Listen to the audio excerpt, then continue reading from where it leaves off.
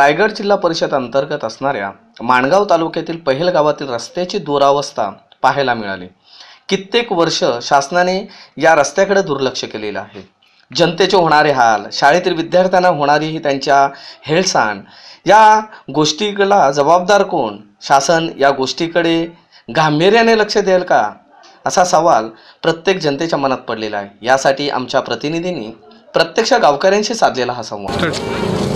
मुंबई गोवा हायवेपासून आतमध्ये 2.5 किलोमीटरच्या अंतरावर असलेला पहिल गावाचा असुविधेचा प्रश्न पुन्हा ऐरणीवर आला आहे।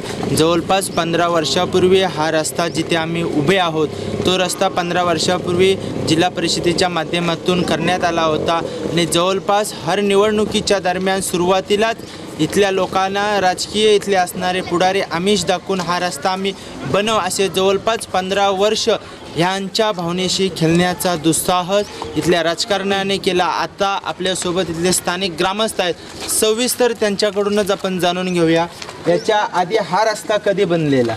त्याच्या अगोदर हा रस्ता बनवून 15 ते 17 वर्ष झाली आणि त्याच्यानंतर फक्त जी लोक येतात ते फक्त आश्वासनं देतात आम्हाला की हा रस्ता करू वगैरे। आणि आता जी निवडणूक झाली त्या दरम्यान पण आले होते की आम्ही तुमचं काम करू वगैरे, पण काही निवडणूक झाल्यानंतर कोणी इकडे आता फिरकत पण नाही आहे। निवडणूक संपून गेली तरी रस्त्याकडे कोणाचं लक्ष नाही आणि गावातील लोक आहेत ती काही खूप त्यांच्यापर्यंत प्रयत्न करतात, त्यांच्यापर्यंत पोहोचतात, फक्त आश्वासन मिळतं की आम्ही करू, पण प्रत्यक्षात ॲक्च्युअल जी कार्यवाही आहे ती काही केली जात नाही।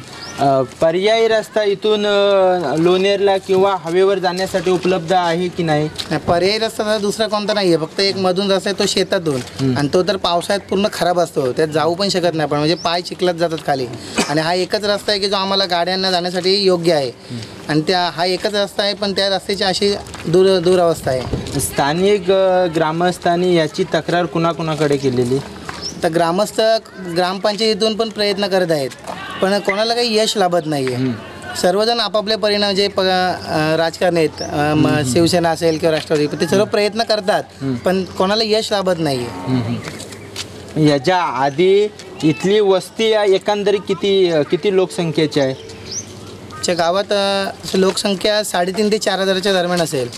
ग्रामपंचायतची सत्ता कोणाची आहे? ग्रामपंचायत सत्ता राष्ट्रवादीची आहे। राष्ट्रवादीकडनं कोणता प्रयत्न होत नाही की इथं राजकारण केलं जातो असं वाटतं?